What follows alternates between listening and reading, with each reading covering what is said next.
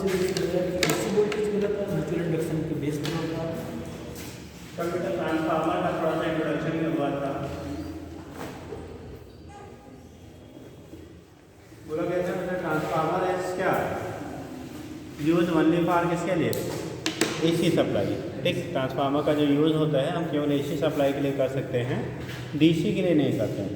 ठीक, डीसी के लिए आपका नहीं होता, केवल एसी सप्लाई के लिए ट्रांसफार्मर का आप यूज़ करते हैं। ठीक, उसमें कंडीशन बोला गया था टाइप्स ऑफ ट्रांसफार्मर में 2 टाइप के आपने, स्टेप ऑफ ट्रांसफार्मर, दूसरा स्टेप डाउन ट्रांसफार्मर। तो जब हम लोग स्टेप ऑफ ट्रांसफार्मर की टाइप की बात करते हैं ट्रांसफार्मर में, ठीक, तो ट्रांसफार्मर में जब टाइप की बात करते हैं तो उसके इसमें बोला था स्टेप अप, दूसरा स्टेप डाउन। कल आपको सिंबल बोला बताया था बेटा कि आपने अगर कहा था ये प्राइमरी कॉइल है, कैसा है, प्राइमरी कॉइल है, जो इनपुट हम लोग देते हैं वो प्राइमरी से देते हैं, और सेकेंडरी जो कॉइल होगा उसके तो हमें आउटपुट मिलता है।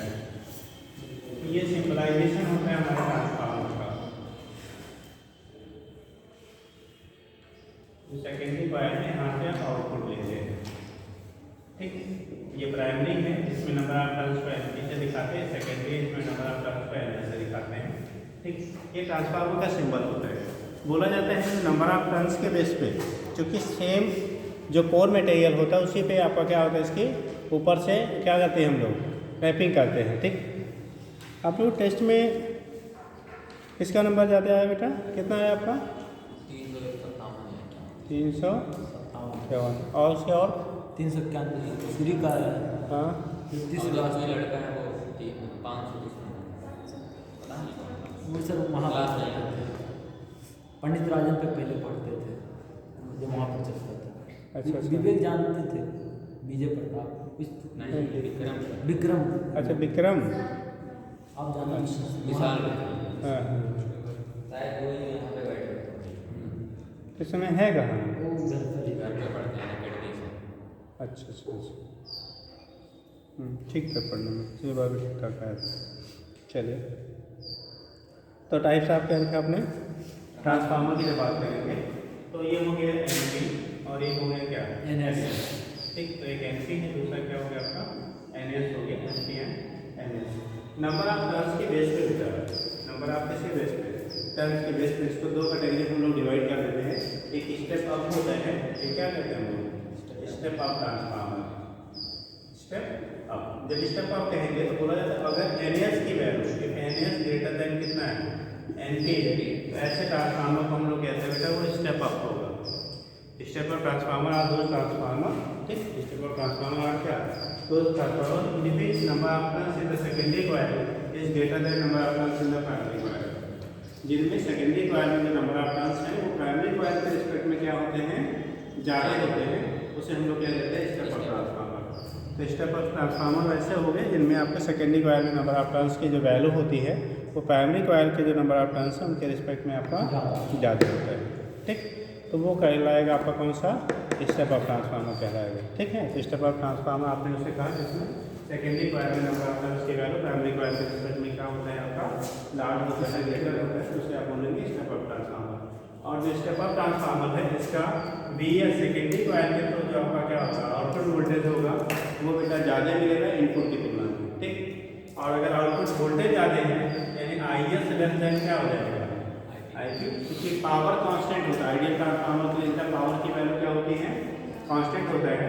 जब पावर कांस्टेंट होगा, अगर पी की वैल्यू आपकी कांस्टेंट है और पी इक्वल टू कितना होता है, वी आई, तो अगर वी की वैल्यू बढ़ाओगे तो आई की वैल्यू घटेगी, वी की वैल्यू घटाएंगे तो आई की वैल्यू बढ़ेगी। एक वैल्यू अगर इंक्रीज करें तो दूसरी वैल्यू क्या करेगी आपकी, डिक्रीज करेंगे। ठीक, तो ये कंडीशन आपका होता है, यानी कि स्टेप अप ट्रांसफार्मर के लिए सेकेंडरी कॉइल में नंबर ऑफ टर्न्स की वैल्यू प्राइमरी के रिस्पेक्ट में ज़्यादा है। और अगर आप सिंबल देख के आपको पूछा जाए तो ये सिम्बलाइजेशन किसका है, स्टेप अप का, स्टेप डाउन का, सेकेंडरी ज़्यादा क्या है, स्टेप अप काम करेगा, स्टेप डाउन, स्टेप अप क्यों, क्योंकि यहाँ पे नंबर ऑफ टर्न्स की वैल्यू ज़्यादा है, सेकेंडरी में प्राइमरी में कैसा है, कम है।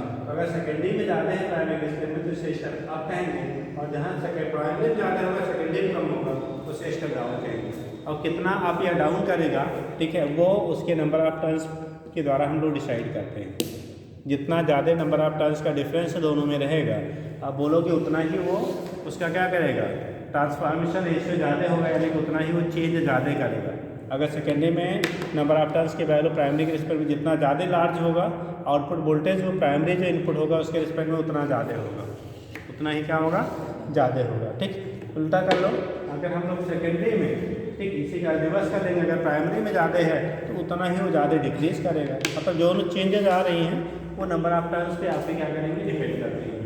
जो भी चेंजेज आएंगे वो किस पे आपके डिपेंड करेंगे, नंबर ऑफ टर्न्स पे आपका डिपेंड करता है। नंबर ऑफ टर्न्स किस में ज़्यादा है, जिसमें कम है। ठीक, अगर दोनों में नंबर ऑफ टर्न्स सेम होता, दोनों से ऐसा कोई रोल होगा ट्रांसफार्मर का, ट्रांसफर कोई मतलब नहीं है। ऐसे ट्रांसफार्मर का कोई मतलब नहीं जिसमें प्राइमरी और सेकेंडरी में नंबर ऑफ टर्न्स क्या हो, सेम हो, ना तो वो वैल्यू बढ़ाएगा ना तो घटाएगा। ठीक, कुछ चले। अच्छा, तो उस केस में ना तो बढ़ाएगा ना तो क्या करेगा, वो घटाएगा। अगर आपके नंबर ऑफ टर्न्स प्राइमरी और सेकेंडरी दोनों में कैसे हैं, इक्वल है। अगर दोनों में इक्वल है तो वहाँ पे आपका कोई भी चेंजेस नहीं होंगे, हो जाएगा। तो ये केस आपका होता है, यहाँ से दिखा देते हैं। तो स्टेप अप और स्टेप डाउन में यहाँ पे करेंगे बेटा। स्टेप डाउन स्टेप डाउन की बात करोगे तो यहाँ एनपी न प्राइमरी में नंबर ऑफ टर्न्स जो होता है सेकेंडरी से ज़्यादा होते हैं, इसका मतलब बीपी की वैल्यू जो होगी वो बीएस से क्या होगी, ज़्यादा होगी। या उल्टा कह लो आईपी की वैल्यू आईएस से क्या होगा, सर आईपी की वैल्यू आईएस से क्या हो गया, आईएस आपका ज़्यादा हो जाएगा। जब वोल्टेज घटेगा तो करंट की वैल्यू बेटा इंक्रीज कर जाएगी। ठीक, तो आप लिखेंगे, कुछ लिखा था बेटा उसमें। सर जी। इसका ये नंबर भी दिखा देंगे। हाँ जी, जैसे लाइन में कुछ बोलता नहीं कि इसमें वोल्टेज आगे होता है, यहाँ से वहाँ पे लेके जाके बढ़ाता है। पहले से यहाँ से शुरू हुआ दूसरे में जाके बढ़ाएगा, तो कौन सा बढ़ाएगा कौन सा घटाएगा, लाइन लैंग्वेज। अच्छा, लैंग्वेज बोलते हैं। हाँ, ये तो समझ में आता है लेकिन लैंग्वेज नहीं। अच्छा, चलिए बेटा आप लिखिएगा। कल आपने ट्रांसफार्मर के बारे में लिख लिया था ना।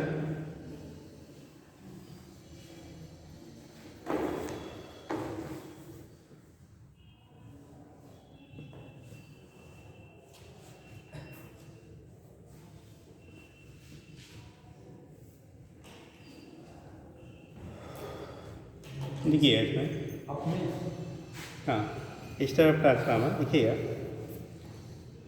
In step of transformer type करके मतलब पहले लिखिए स्टेप ऑफ, लिखिएगा in step of transformer number of turns in secondary coil, number of turns in secondary coil, number of turns in secondary coil is greater than number of turns in primary coil, greater than number of turns in primary coil, greater than number of turns in primary coil। ठीक, लिखिए and the output voltage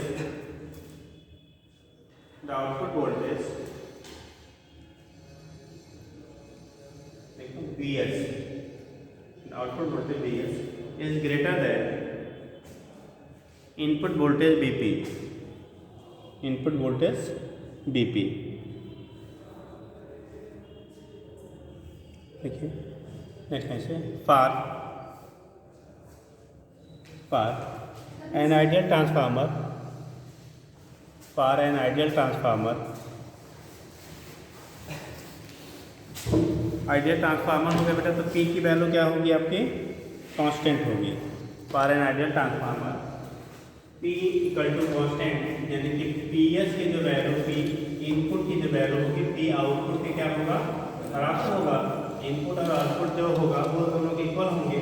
input की value होगी बेटा क्या, B P into I P equal to B S into कितना, I S. ठीक, B S into क्या हो जाएगा, आई एस के बराबर होगा। ठीक, या कह सकते हो B P upon B S equal to I S upon कितना, I P. I S upon I P के क्या होगा, बराबर होगा। और आई एस और आई पी की वैल्यू चूँकि नंबर ऑफ किस पे डिपेंड करते हैं, टर्न्स पे डिपेंड करते हैं। तो जब नंबर ऑफ टर्न्स पे डिपेंड करेंगे तो जो हमारा बी एस और बी पी होगा वही ई एस ईएमएफ जो इंड्यूस होगा और ईपी के क्या रेशियो के बराबर होते हैं। तो यही नीचे लिख लीजिएगा आर।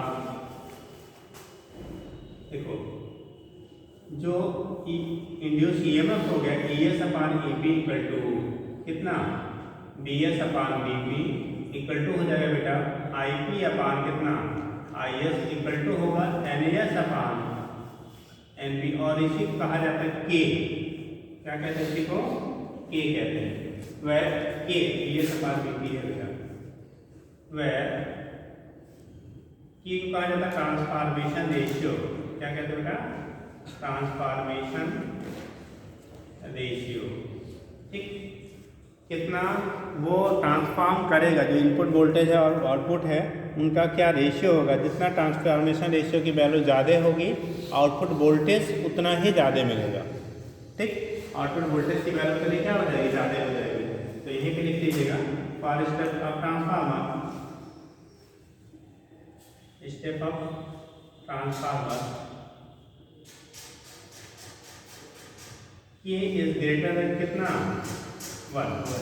स्टेप ऑफ ट्रांसफार्मर के लिए के की वैल्यू 1 से ज़्यादा होता है। Since NS is greater then क्या होता है एनपी, क्योंकि एनएस की वैल्यू एनपी से क्या होता है ज़्यादा होगा। एनएस की जो स्टेप ऑफ ट्रांसफार्मर होगा उसमें सेकेंडरी कॉइल्स में नंबर ऑफ टर्न्स की वैल्यू प्राइमरी के रिस्पेक्ट में ज़्यादा होता है, ग्रेटर होता है। इसलिए आपका क्या ट्रांसफॉर्मेशन रेशियो की जो वैल्यू होती है वो मोर देन 1 होता है। जो ट्रांसफॉर्मेशन रेशियो है उसकी वैल्यू क्या होगा आपका मोर देन 1 होता है। रीजन हो गया due to NS is greater than NP. NS की वैल्यू एनपी से ज़्यादा है, इसलिए ट्रांसफॉर्मेशन रेशियो की वैल्यू हम लोग बोलते हैं का क्या होगा 1 से ज़्यादा होगा। सर जी स्टेप अप के लिए सर के लिए नहीं, ये तो ट्रांसफॉर्मेशन रेशियो के की वैल्यू जो ग्रेटर देन 1 है वो स्टेप अप के लिए है। स्टेप डाउन करेंगे तो वो क्या हो जाएगा के लेस देन 1 हो जाएगा। ठीक, ये तो स्टेप अप की कहानी होगी। वहीं अगर आप डायग्राम अगर डायग्रामेटिकली बनाना चाहेंगे तो ये है, क्योंकि यहाँ एनएस और एनपी से कैसा है ज़्यादा है। तो ये जो अभी बनाया गया डायग्राम ये स्टेप अप का सिंबल है बेटा। किसका है स्टेप अप का है। ठीक, एक बड़ा रहेगा के लिए स्टेप डाउन फार स्टेप डाउन।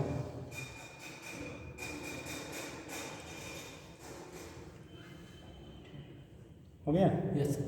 दूसरा कर लेंगे step down transformer.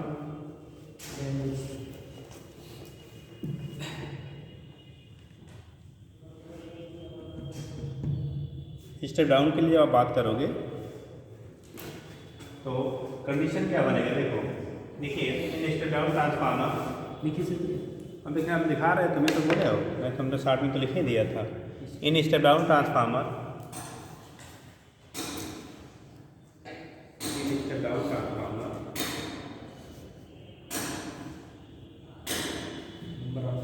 number of turns in step down transformer, number of turns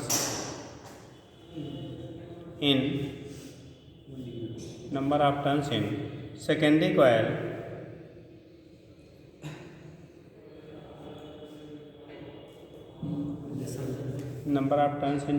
coil is lesser than primary। Bracket में लिख लेंगे लेसर देन प्राइमरी, ब्रैकेट में लिखिएगा NS less than NP. So output voltage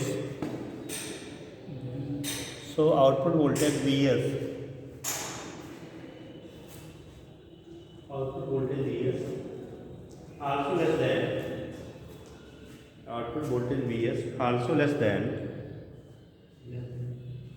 input voltage Vp।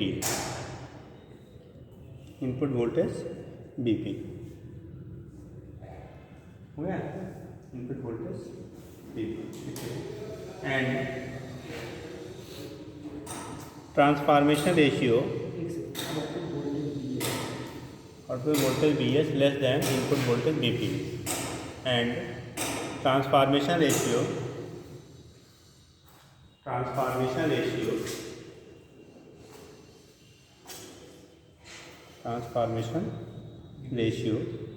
K is less than 1। Transformation ratio K is less than 1। जो transformation ratio है K उसकी value क्या होती है आपकी कम होगी। ट्रांसफॉर्मेशन के इज लेस देन 1। तो यहाँ पे ट्रांसफॉर्मेशन रेशियो की जो वैल्यू होती है बेटा वो 1 से क्या होती है, कम होती है।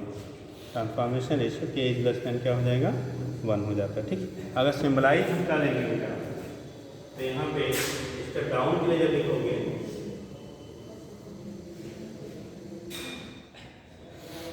इनपुट है आपका और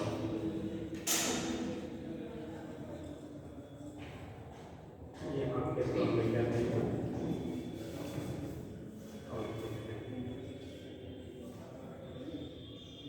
इनपुट की तुलना में जो आउटपुट हमारा है ना वो आपकी बात देखो एनपी ग्रेटर देन कैसा है, एनएस है। अगर एनपी ग्रेटर देन एनएस है तो बीपी लेस देन क्या हो जाएगा, एनपी ग्रेटर देन एनएस है ना, तो बीपी ग्रेटर देन क्या होगा, डायरेक्टली ऑपोजिट होता है BS. So IP less then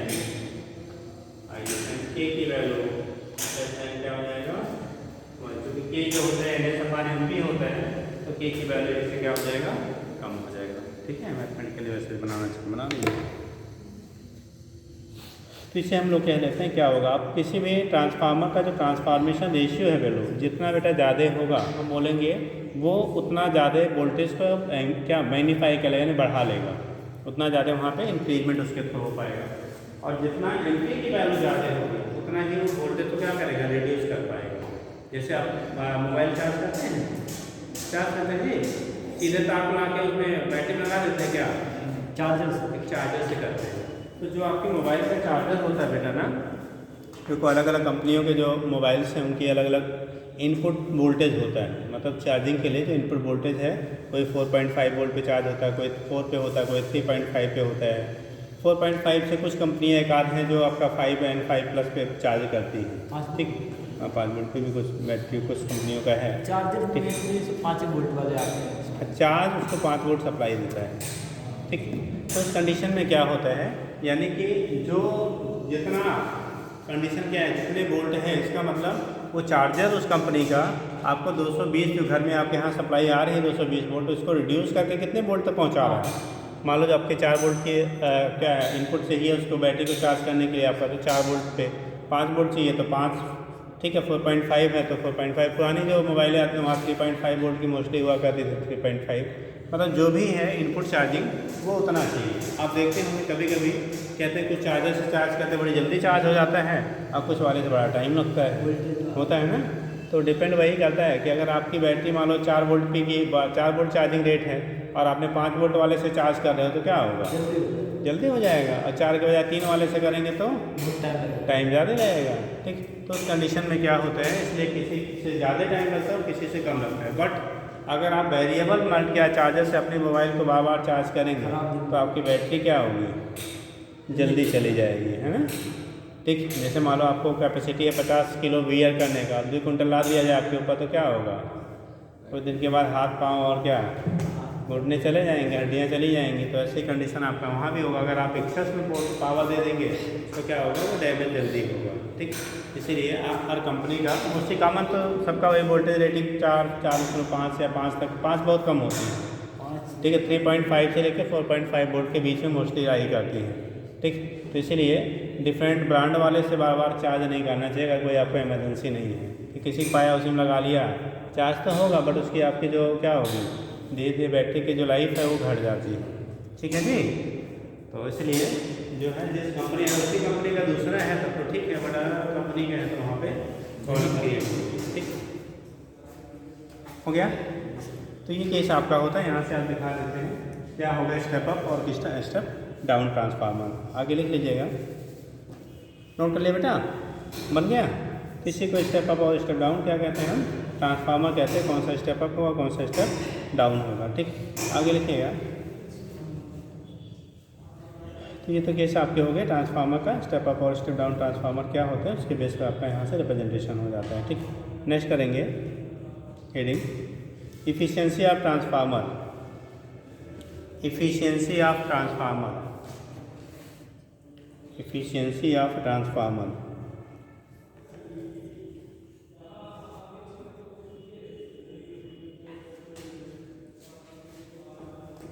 efficiency of transformer देख प्रेजेंट करेंगे हर जगह इफिशियंसी को हम लोग ईटा से ही दिखाते हैं बेटा, ठीक। तो जो इफिशियंसी होगी, अगर आप परसेंटेज इफिशियंसी की बात करेंगे तो आउटपुट अपॉन इनपुट, ठीक, इनटू क्या 100।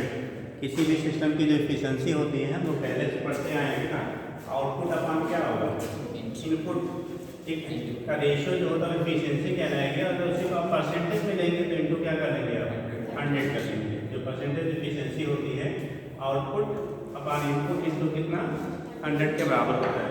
तो परसेंटेज इफिशियंसी जब लिखेंगे आप तो इसकी परसेंटेज इफिशियंसी की वैल्यू होगी P output upon P input into कितना हो जाएगा 100। ठीक है, हमारा होगा बेटा, ठीक है। यहाँ से हम लोग इफिशियंसी को डिनोट कर लेते हैं, ठीक। इसके बेस पे क्या करेंगे आप इफिशियंसी को डिनोट कर लेते हैं output upon P input into 100।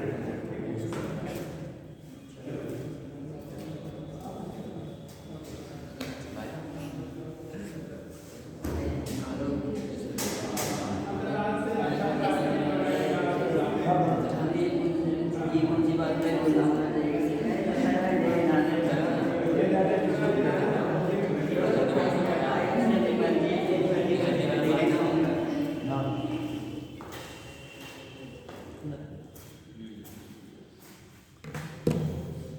चलो सर ये मैंने कहा जाता है कि पावर कांस्टेंट रहता है, हाँ जी, power constant power ideal transformer के लिए कांस्टेंट होता है। 100% एफिशिएंट कर सकते हैं उसको। हाँ, वो 100% इफिशियंट होता है, बट कोई भी ट्रांसफार्मर जो होता है कोई भी 100% इफिशियंट नहीं होता, इसलिए इफिशियंसी लेस देन क्या आएगी 100% आएगी, ठीक। वो हम लोग जो कहते हैं बेटा ना कि P input equal to P output, वहाँ पर आपने स्टेटमेंट लिखा था फॉर आइडियल ट्रांसफार्मर। वो आइडियल ट्रांसफार्मर के लिए ही होता है, जितना आप इनपुट देंगे उतना वो आउटपुट देगा, ठीक। बाकी में कुछ ना कुछ क्या होता है लास्ट से ही लास्ट होता है, ठीक। तो कंडीशन क्या होगा, तो यहाँ पे लिखेंगे P input P output B S into I S upon B T into I P into कितना हो जाएगा 100। तो यहाँ से परसेंटेज इफिशियंसी की वैल्यू हम लोग क्या कर लेते हैं निकाल लेते हैं। जो परसेंटेज इफिशियंसी होगा output power upon input power के क्या होगा रेशियो के बराबर हो जाएगा, इंटू आप 100 करेंगे तो परसेंटेज इफिशियंसी आपको मिल जाएगी, हो गया।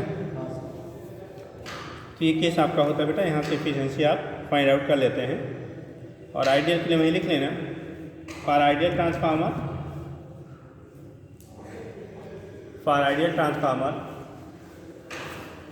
ईटा इक्वल टू 1 और 100%। For ideal transformer eta equal to 1, अगर वैसे लेंगे तो 1, परसेंटेज में लेंगे तो आप 100%, ठीक। एंड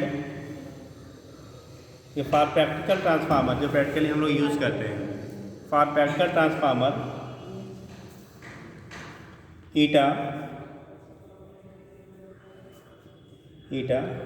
लेस देन, ईटा की वैल्यू लेस देन 1 और लेस देन 100%।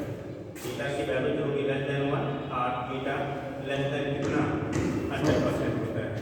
जनरली 70% टू 90% के बीच में लाई करता है बेटा।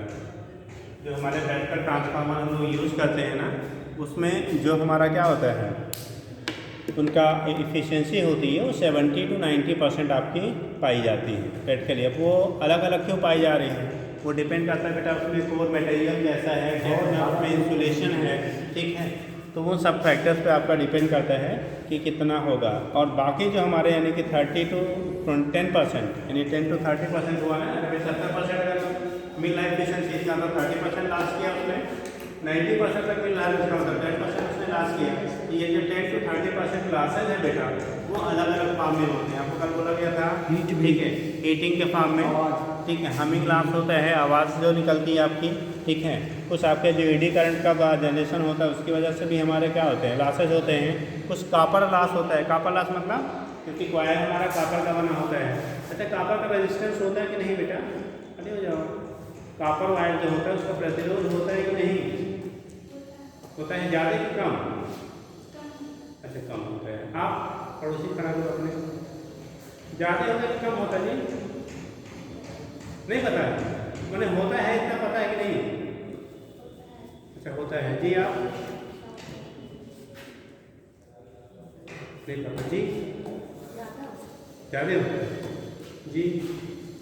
ज़्यादा होता है। हाँ जी, कम होता है, कम होता है। हाँ साहब, कॉपर वायर का रेजिस्टेंस ज़्यादा होता है या कम होता है इसकी तुलना में? नॉर्मल कंडीशन जो हमारे कंडक्टर हैं तो कम होता है। कम होना चाहिए क्योंकि सोना सबसे कम होता है उसी के ऊपर है। सोना सबसे कम होता है। नहीं, सोने का रेजिस्टेंस सबसे ज़्यादा कम होता है तो उसी के जस्ट ऊपर पीरियडिक टेबल में है, थोड़ा सा कम ही होना चाहिए। सबसे अच्छा चालक सोना ही होता है। कहाँ पढ़ा? नहीं मतलब चांदी वाली भी होता है सोना।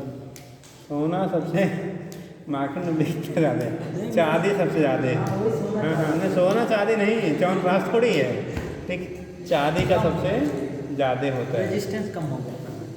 बैठिए बेटा, कॉपर का जो रेजिस्टेंस होता है, ठीक है, अब सिल्वर के रिस्पेक्ट में तो ज़्यादा है, बट नॉर्मल जो मेटल को और यूज़ करते हैं उसकी तुलना में क्या होता है, कम होता है। इसीलिए वायरिंग के लिए हम लोग घरों में कौन सा वायर यूज़ करते हैं? कॉपर वायर यूज़ सस्ता किया जाता है। सस्ता भी ठीक है, सोना मतलब कंपेरेटिवली अगर देखा जाए, अगर आप उसकी जगह पे क्या सिल्वर लगा दीजिए तो क्या होगा, उसकी कनेक्टिविटी ज़्यादा और होती है, उसका रेजिस्टेंस और भी कम होगा। बट अब सिल्वर का पहना जाए या फिर लगाया जाए, है ना, जिस केस में क्या, इसीलिए किसका लगाया जाता है बेटा? कॉपर। क्योंकि अगर आप उसकी जगह पे क्या कर लेंगे, एल्युमिनियम वगैरह लगा के रेजिस्टेंस बहुत ज़्यादा हो जाता है तो वहाँ पे लॉस ऑफ हीट बहुत ज़्यादा होने लगेगा, हीटिंग, और हीटिंग होगी तो आपका वायर वगैरह भी फॉल्ट होने के चांसेस बढ़ जाते हैं।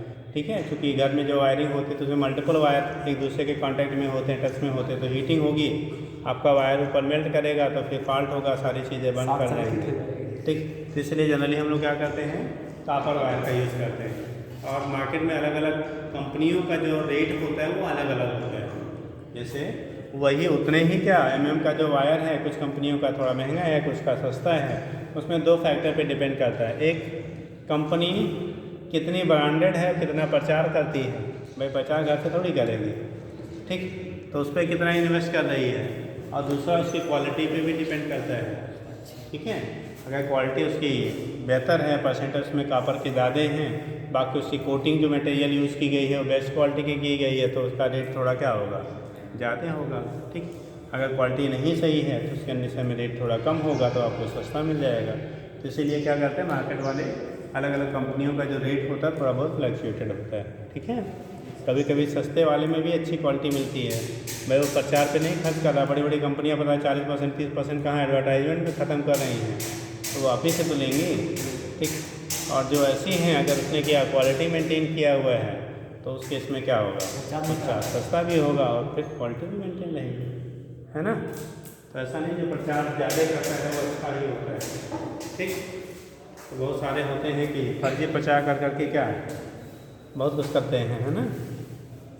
चलिए, ये केस आपका हो गया बेटा। यहाँ पे हम लोग क्या है इफिशियंसी, तो अलग अलग जो ट्रांसफार्मर आपके होंगे उनकी इफिशियंसी जो आपकी होती है वो कैसी होगी, अलग अलग होती है। ठीक, समझ गए। तो जो आपका टोटल आपका होगा वो आउटपुट पावर और प्लस जो पावर लॉस हो रहा है उन दोनों को जोड़ देंगे तो इनपुट पावर के बराबर मिलेगा। अब पावर लॉसेज जो आपके होते ट्रांसफार्मर में अलग अलग टाइप के होते, थोड़ा सा लिख लीजिए, लिखिएगा लॉसेज इन ट्रांसफार्मर लिख लीजिए, तो क्वेश्चन कराएं जल्दी लिखिए, लिखिए नहीं तो टाइम चला जाएगा।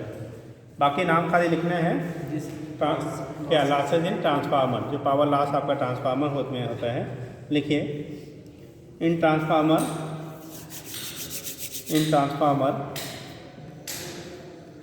some power is always in transformer, some power is always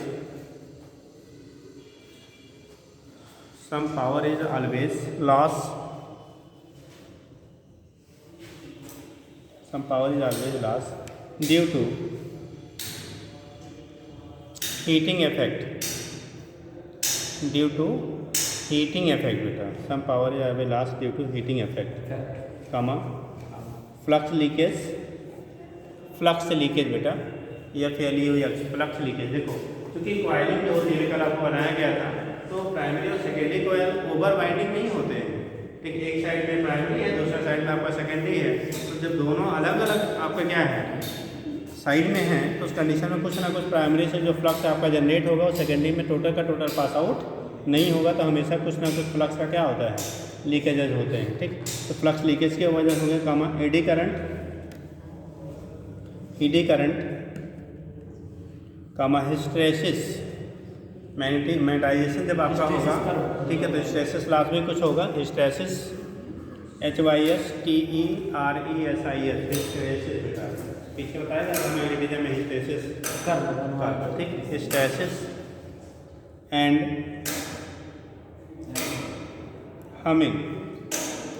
humming loss जो साउंड आपकी जनरेट होती है, हमिंग लॉसेस, ठीक। इसी में कंडीशन हमारा, उसी में आप हमिंग लॉसेस एंड कर दो। कापा लॉस लिखा है, मैं कहता हूँ कापा लॉस ही हीट के फॉर्म में तैयार होता है, कापा लॉसेस। तो ये डिफरेंट हमारे फॉर्म में क्या होते हैं, ट्रांसफार्मर में आपकी एनर्जी की लॉस होती है। इन्हीं लॉसेस को जितना हम लोग क्या करेंगे, मिनिमाइज कर लेते बेटा, उतना एफिशिएंसी क्या होगी, बढ़ जाएगी। जहाँ पे लॉसेस आपके ज़्यादा होंगे वहाँ पे एफिशिएंसी क्या होगी, घट जाएगी। जैसे गाड़ियाँ बहुत सारी होती है ना, बाइक मान लीजिए या 4 व्हीलर ले लीजिए, जो भी है, तो सबकी माइलेज क्या होती है, अलग अलग कंपनियों का अलग अलग है, ठीक। तो माइलेज इसका मतलब जिसका ज़्यादा है वो क्या, उसमें पेट्रोल बहुत अच्छा वाला है क्या, दोनों बराबर भैया पेट्रोल तो वही डलवाते हैं ना, ठीक। तो उस कंडीशन में जिस गाड़ी का माइलेज ज़्यादा है, इसका मतलब उसमें जो एनर्जी लॉस फालतू में हो रहा है उसको क्या करता है, वो मिनिमाइज करता है। जो एनर्जी का लॉस हो रहा है अननेसेसरी, उसकी वैल्यू क्या करता है, वो मिनिमाइज करता है। तो उस कंडीशन में हम लोग कह लेते हैं वहाँ पे लॉसेस की वैल्यू क्या होगी, कम होगी। एनर्जी का जो लॉस होगा वो क्या होगा, आपका कम होगा, ठीक। और जिसमें एनर्जी लॉसेस ज़्यादा हैं उसमें क्या होगा, आपका माइलेज की वैल्यू क्या होगी, घट जाएगी, ठीक। तो पहले की कंपनियों की तुलना, पहले स्टार्ट में पापा वगैरह से पूछे, पहले के ज़माने में राजदूत हुआ करता था, बुलेट हुआ करता था, फिर स्कूटर आया हुआ था, ठीक, LM वेस्पा करके, है ना। तो उस कंडीशन में पुराने जो गाड़ियाँ होती थी उनकी माइलेज कम हुआ करती थी, ठीक, माइलेज क्या होती थी, कम हुआ करती थी। आज के डेट में मार्केट में बहुत सारी गाड़ियाँ जिनकी माइलेज उनकी तुलना में बहुत ज़्यादा है, ठीक। तो उस केस में माइलेज क्या बढ़ाया, इसका मतलब जो एनर्जी लॉसेज हो रही थी फालतू में, उसकी वैल्यू क्या कर दिया, घटा दिया।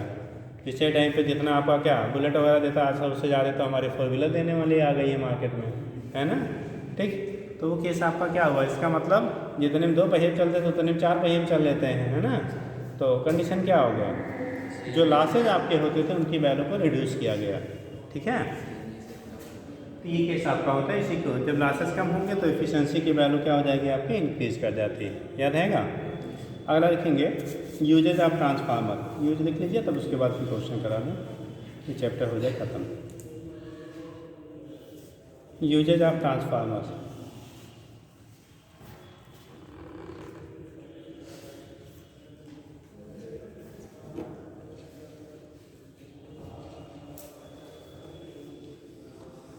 देखिए ट्रांसफार्मर आर जितने बेटर AC हमारे अप्लायंसेज हैं, ठीक है, हर जगहों पे लगभग हमारा क्या होता है, ट्रांसफार्मर के यूजेस होते हैं। भाई घर में सप्लाई आ रही है, वो भी ट्रांसफार्मर लगा, वोल्टेज को घटा के आपका यूज़ हुआ। घर में जितनी हम डिवाइसेज यूज़ कर रही हैं वो भी हमारे कहीं ना कहीं क्या है, एक फिक्स वोल्टेज पे ऑपरेटिंग होती है। इसीलिए घर में जितनी डिवाइसेज आपकी आती हैं, जनरल डिवाइसेज जो है वो 220 वोल्ट ऑपरेटिंग होती है। चाहे घर में आप बल्ब लगाते हो, फ़ैन लगाते हो, या TV लगाते हो, या रेफ्रिजरेटर लगाते हो, मशीन लगाते हो, कुछ भी लगाते हो, AC DC जो भी है, वो सारी कैसी हैं, 220 वोल्ट ऑपरेटिंग होती हैं। रीज़न क्या है, क्योंकि जितना भी हमारे डिवाइसेज हैं, क्योंकि घर में सप्लाई जो वोल्टेज आपका होता है, नॉर्मल जो रेटिंग है वो 220 वोल्ट है। तो अगर आप अलग अलग वोल्टेज के आपके सारे डिवाइसेज होंगे तो घर में सबके लिए अलग अलग क्या लगाना पड़ेगा, ट्रांसफार्मर की रिक्वायरमेंट होगी। भाई अगर मान लो 220 वोल्ट पे एक है तो चलो डायरेक्ट आपको यूज़ हो जाएगा। कोई 440 पे काम करता है तो स्टेप अप करना पड़ेगा ना, और कोई 100 वोल्ट पे काम कर रहा है तो स्टेप डाउन करना पड़ेगा। तो इसलिए जितनी ही हमारी जनरल जो ऑपरेटिंग हमारी मशीनें हैं, सिस्टम घर में लगाई जाती हैं या कहीं भी लगाई जाती हैं, वो उसकी डिजाइनिंग जो होती है 220 वोल्ट ऑपरेटिंग दी जाती है, जिससे जो सप्लाई आपकी आ रही है उसको आपको घटाने बढ़ाने की ज़रूरत ना पड़े। वो बात अलग है, हमारे एरिया में अगर वोल्टेज कम आ रहा है तो हम स्टेबलाइजर वगैरह लगा के उसको मेंटेन करते हैं, ठीक है। मेंटेन 220 से ज़्यादा नहीं करते, 220 तक करते हैं, ठीक। गांव में जब मोटर नहीं चलते तो कंडक्टर एक्स्ट्रा लगा देते हैं, तो वो क्या करता है, पावर सप्लाई को मेंटेन करता है, ठीक है। तो इसलिए चलने लगता है। क्या जाने गाँव वाले कम जुगाड़े हैं। चलो देखो, हाँ जैसे फैन स्लो चल रहा है, एक कंडेंसर और जोड़ दो भैया, तेज़ चलेगा, लेकिन उसकी लाइफ क्या होगी, घट जाएगी। जैसे आपकी कैपेसिटी है 2 किलोमीटर दौड़ने की, जबरदस्ती पीछे रिवाल्वर लेके आपको 20 किलोमीटर दौड़ा दिया जाए तो क्या होगा, है ना। चलो जो हो गया बेटा। ट्रांसफार्मर तो लिखिएगा यूजेज ऑफ ट्रांसफार्मर, लिखिए ट्रांसफार्मर इज यूज, ये ट्रांसफार्मर इज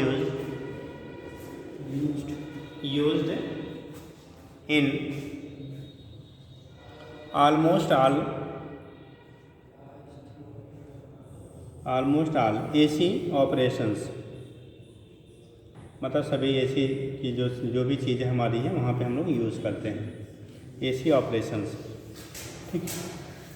लाइक जैसे पहला लिखिए इन वोल्टेज रेगुलेटर, वोल्टेज की वैल्यू को रेगुलेट करने के लिए इन वोल्टेज रेगुलेटर,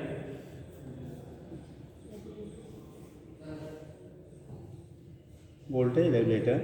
दूसरा in induction furnaces, in induction furnaces, induction furnaces, comma in transmission of AC over long distances, in transmission of AC over long distances, in transmission of AC over long distances, हो गया, over long distances, ETC कर लो, बहुत सारी चीज़ें होती हैं, ठीक। हाँ, बहुत सारे पर्पज़ में हम लोग क्या करते हैं बेटा, यूज़ करते हैं ट्रांसफार्मर को, ठीक। तो ये केस आपका हो गया, कहाँ कहाँ ट्रांसफार्मर का हम लोग क्या करेंगे, यूजेस करते हैं, इसके बेस पर आप यहाँ से रिप्रेजेंट कर लेंगे। इंडक्शन फर्नेस का मतलब क्या है? जो हीटिंग के लिए हम लोग यूज़ करते हैं, ठीक है। खाना बनाना, आप खाना बनाओ चाहे और कोई चीज़ गर्म करो तो बात आप पे डिपेंड करता है, समझ वो सारे उसी में होता है, उसी को इंडक्शन फर्नेस हम लोग कहते हैं, ठीक। हो जाएगी। ट्रांसफॉर्मेशन रेशियो वगैरह बता दिया गया है। चलिए, तो ये केस आपके होते हैं बेटा, यहाँ से हम लोग दिखा लेते हैं ट्रांसफार्मर के हम यूजेस क्या करते हैं, उसके बेस पे डिनोशन आपका हो जाता है, ठीक। तो बाकी अब यहाँ से और कुछ बचा नहीं है जो आपके यहाँ है सिलेबस में, ये चैप्टर आपका क्या हो गया, कंप्लीट हो गया, ठीक। इस चैप्टर का जो चीज़ें आपके यहाँ सिलेबस में बहुत सारी चीज़ें हटा दी गई हैं, ठीक है। जैसे जनरेटर वगैरह था उसे क्या कर दिया गया, रिमूव कर दिया गया, तो वो चीज़ें बाकी जो था आपके यहाँ वो हो गई है। अब क्वेश्चन कुछ कर लीजिए तब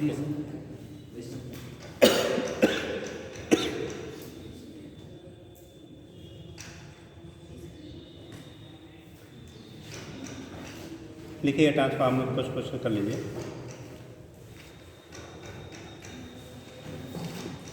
जनरेटर हटा दिया गया बेटा, जनरेटर आपके यहाँ सिलेबस से क्या कर दिया गया, रिमूव कर दिया गया बेटा, ठीक। आपको बहुत आसानी से क्या कराया जा रहा है, हाँ बेटा। AC हटाया है कि घटा है, चेक करो, लाओ जनरेटर है तो पढ़ा दिया जाएगा, हाँ बेटा। लोग जो चेक कर लेने लो, बीच से चीज़ों को रिमूव कर दिया गया है। इंडक्शन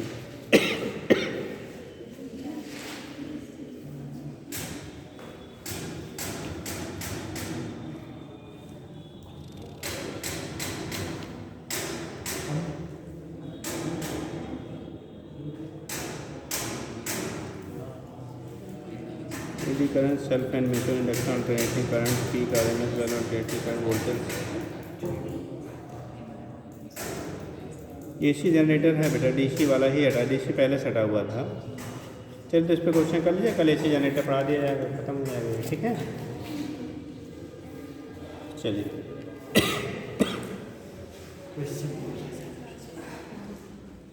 क्वेश्चन लिख लीजिए।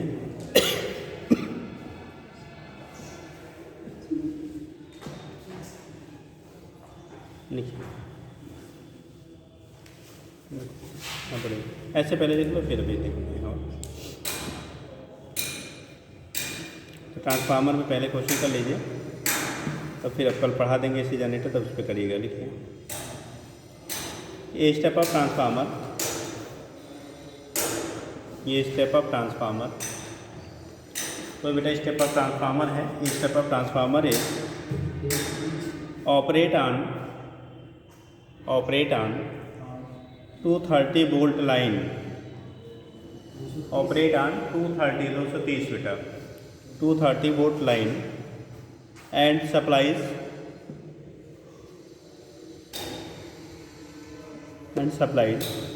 ये करंट ऑफ 2 एम्पियर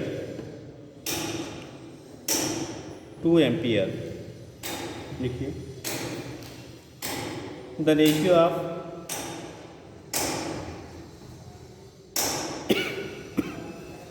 ये करंट ऑफ 2 एम्पियर, ऐसे कर लो, एक मिनट रुक जाओ, क्या लिखा आपने, ये current of 2 ampere in the load कर दो, ये current of 2 ampere in the load, load मतलब जो आउटपुट हमारा है वहाँ पे, इसके आउटपुट जो मिल रहा है वो 2 एम्पियर है, ठीक है, 2 एम्पियर इन द लोड। देखिए आउटपुट का मतलब जो हमें आउटपुट करंट मिला उसकी वैल्यू दी गई है, ठीक, IS। हाँ IS लिखिएगा। The ratio of primary and secondary, the ratio of primary and secondary voltage is, ratio of primary and secondary voltage is 1:25, 1:25, 1:25। Ratio of primary and secondary voltage BP और BS का जो ratio है वो 1:25 है, 1:25। देखिए then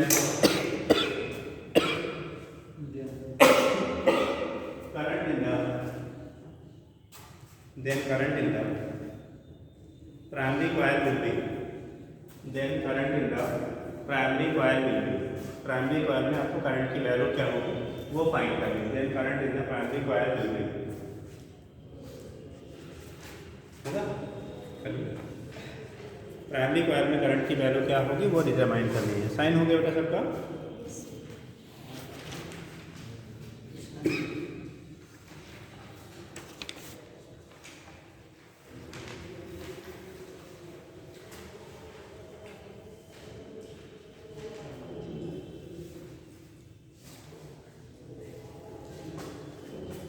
secondary में आपको current की वैल्यू कितनी होगी। ट्रांसफार्मर में कौन सी क्वांटिटी रिमेन्स कांस्टेंट होती है, voltage, power, frequency, none of this. Voltage, current, frequency, none of this. Frequency आपके चेंज नहीं होती बेटा, जैसे घर में जो सप्लाई आपकी आ रही है ना 200 कितना 50 हर्ट्ज टू 20 वोल्ट, वो आउटपुट भी 50 हर्ट्ज रहेगा, इनपुट भी 50 रहेगा, उसमें कोई चेंजेस नहीं होते, तो ध्यान रखिएगा। हो गया जी,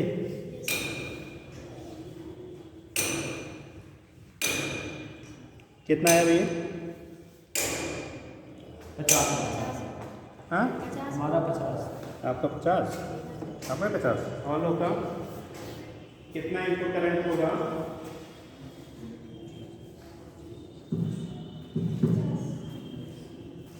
करंट की वैल्यू कितनी होगी,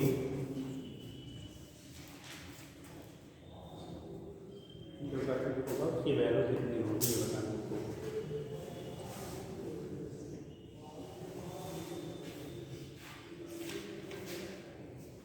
याद रखिए जो करंट आपका होगा बेटा कितना होगा, देखो बी पी अभी पढ़ा था ना, B P into I P equal to V S into I S, B P into I P equal to V S into कितना आई एस, ठीक। आपको आई पी निकालना है, बी पी और बी एस में रिलेशन 1:20, वैसे हम 1 मान लेते हैं।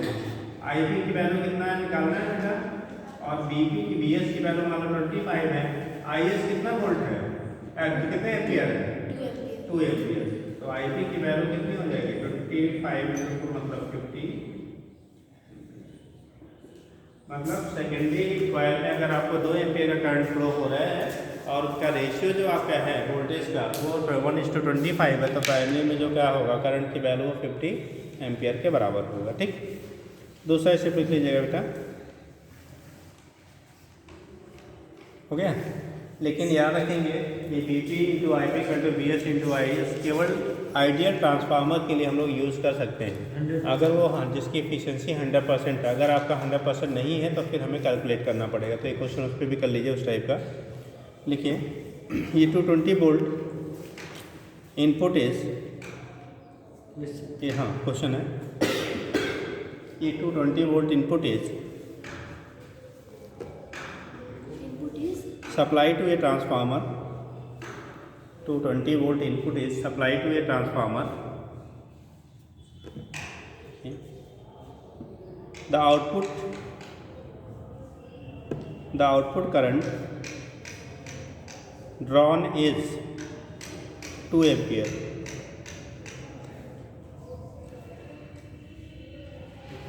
Output current drawn is 2 ampere at 440 volt. 2 ampere at 440 volt. 440 volt. 440. देखिए, if efficiency of transformer is 80%, if efficiency of transformer is 80%, if efficiency of transformer is 80%, अगर transformer की एफिशिएंसी बेटा 80% दी गई है, 80% लिखिए, the current drawn by the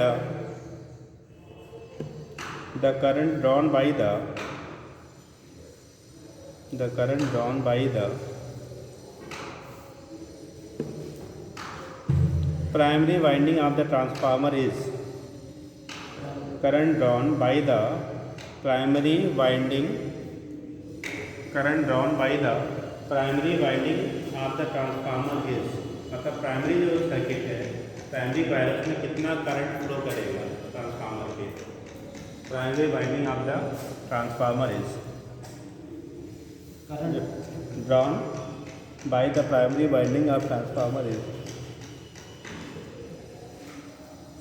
primary winding होगा transformer में, उसमें कितना करंट आपका ड्रॉन होगा वो निकालें।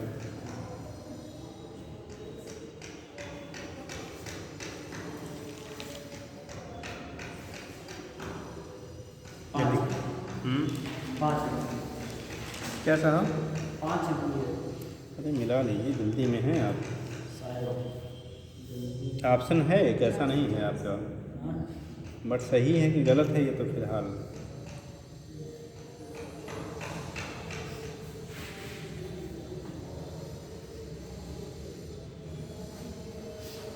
जल्दी करिए। 5 फिक्स।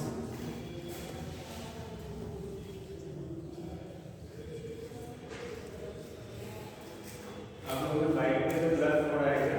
लाइट पे कितनी खड़ी है आप लोग की है? यहाँ लाइट कितनी खड़ी है आपका है? तो बंदर आएगा तो पहनने के लिए उठा ले जाएगा, है ना? हेलमेट नहीं है, ग्लव्स का।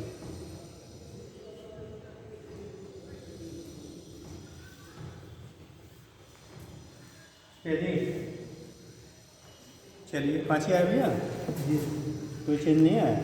नहीं।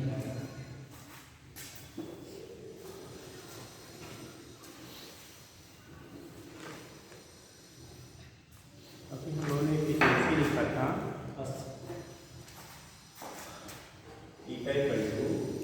VS into IS upon CT into IP, इसकी वैल्यू 80% दिया है।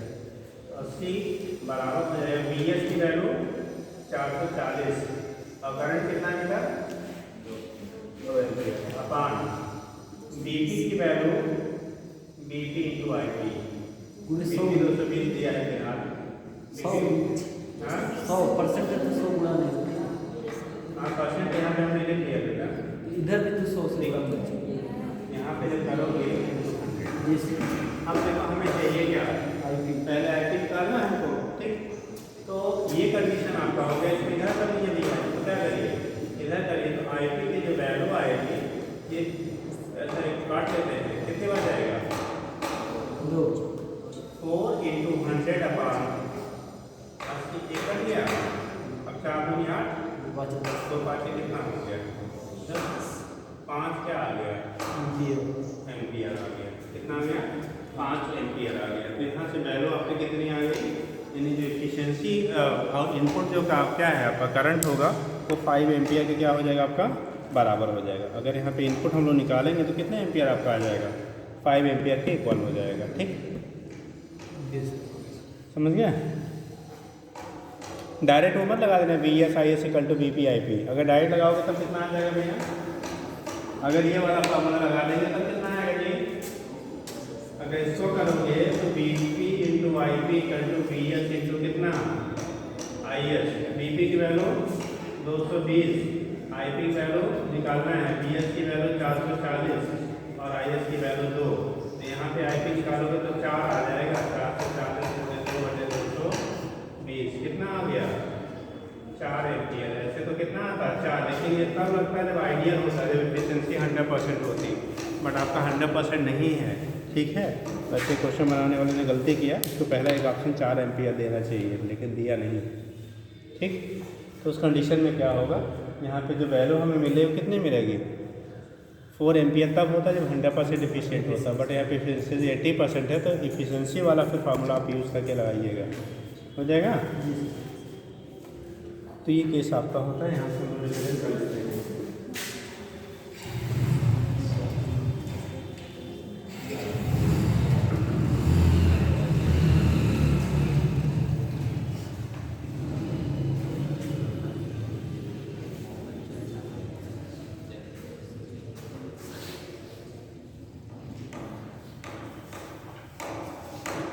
जनरेटर का शुरू करें, प्रकार को सेव कर लीजिए। जी sir.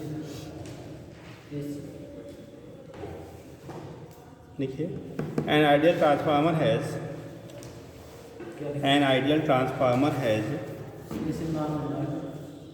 an ideal transformer has 505,000 tons। जी sir. an ideal transformer has 500 comma 5,000 end कर दो, एंड 5,000 tons, हाँ 505,000 tons in primary and secondary coils respectively, in primary and secondary coils respectively। लिखिएगा, if the primary voltage is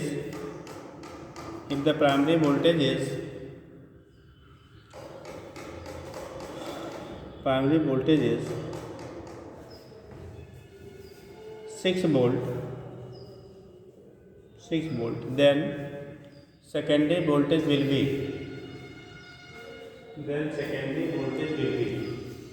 अगर primary voltage 6 volt दिया गया है तो सेकेंडरी वोल्टेज की वैल्यू कितनी होगी?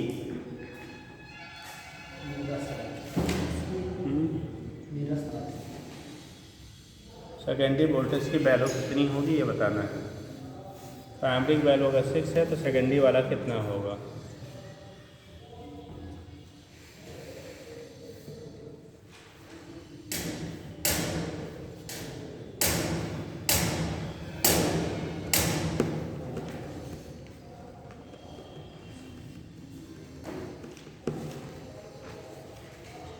हो गया जी। आइडियल ही आ गया कि नॉन आइडियल? ठीक, आइडियल ट्रांसफार्मर है, नहीं दिया है तो हम आइडियल ही मानेंगे, नहीं दिया रहेगा आइडियल है कि नॉन आइडियल तो आइडियल मानेंगे, जब तक एफिशिएंसी आपको डिस्कस नहीं की जाएगी या बोला नहीं जाएगा वो नॉन आइडियल है, ठीक।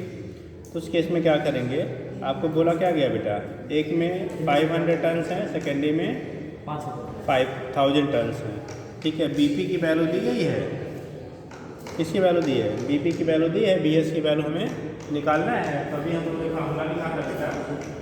BS upon BP equal to कितना? NS upon NP. बीएस की वैल्यू चाहिए, बीपी की वैल्यू 6 है, इक्वल टू एनएस की वैल्यू 5,000 है बेटा, और इसकी वैल्यू 500 है। कितनी बार जाएगा? 10 बार। तो बीएस की कर दी एक मल्टीप्लाई कर दो, 10 × 6 दैट इज कितना? 60 वोल्ट। कितना हो गया आपका? 60 वोल्ट के बराबर हो गया। तो वैल्यू जो आपकी आ गई 60 वोल्ट की क्या हो गई आपकी? बराबर हो गई, ठीक। कर लेंगे, ये क्वेश्चन नोट कर लीजिए, लगा डालिएगा। लिखिए अगला क्वेश्चन, नोट कर लीजिए, जल्दी करिए बेटा।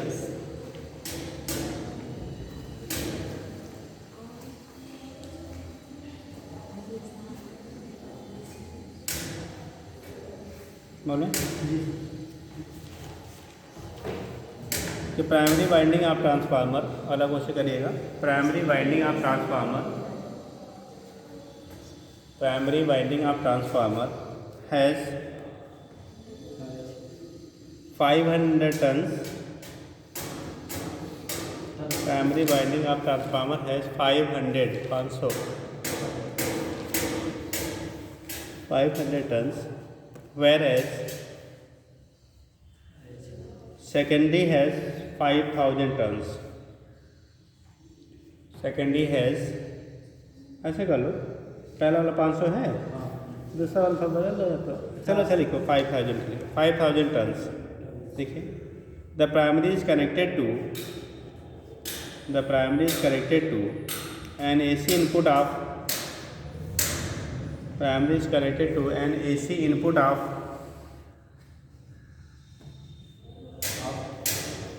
10 ampere जी 50 hertz, 10 ampere 50 hertz. Then secondary will have an output of secondary कितना आउटपुट देगा, secondary will have an output of, तो secondary के थ्रू हमें आउटपुट कितना मिलेगा ये निकालना है. secondary will have an output of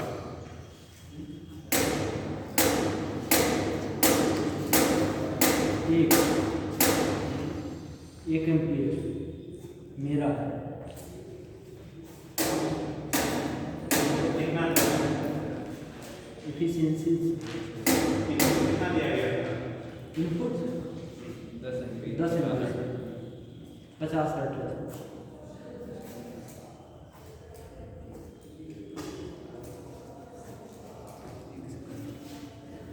आ गया.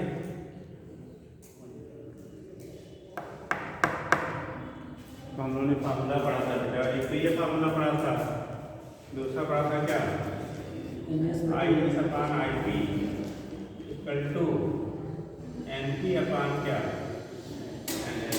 ये उल्टा होता था, वोल्टेज का करंट क्या होगा, उल्टा होगा, उल्टा मत लगा लेना तो गड़बड़ हो जाएगा. ठीक, तो आपको I/S की वैल्यू निकालनी है ना. IP की वैल्यू 10 एम्पियर है, NP की वैल्यू 500 और NS की वैल्यू 5000. तो 1 अपान कितना 10, ये 10 क्या हो गया, कैंसिल आउट. IS की वैल्यू 1 एम्पियर कर लेंगे. इसके बेस पर आप रिप्रेजेंट कर लेते हैं, कितना होगा क्या होगा, वहाँ से आपका रिप्रेजेंटेशन हो जाता है. क्लियर है इतना. चलिए ठीक, इतना कर डालिए, फिर कल और बाकी कराया जाए. हाँ बेटा, हाँ सारे ट्रांसफार्मर यही हैं, बस उनकी शेप और साइज़ जो होती है वो श्रिंक कर दी जाती है सबकी. हाँ क्या कह रहे हैं, हाँ होता है बट वो दिखता नहीं आपको.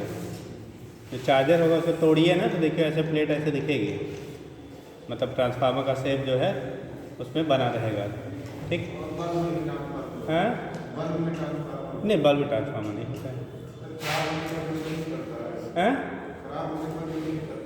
क्या करा, ये हटाओ पहले.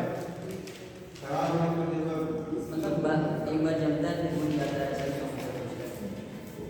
वो तो आपको एसी सप्लाई के नेचर के बेस पे आप डिसाइड करें, या आपका वो ख़राब हो गया प्रॉपर, उसमें नहीं सप्लाई मिले इसलिए होता है. वो ट्रांसफार्मर तो वजह से नहीं होता. ट्रांसफार्मर आपके जहाँ लगाए वहीं पे, वहाँ ट्रांसफार्मर नहीं होता, कॉइल है उसकी वजह से.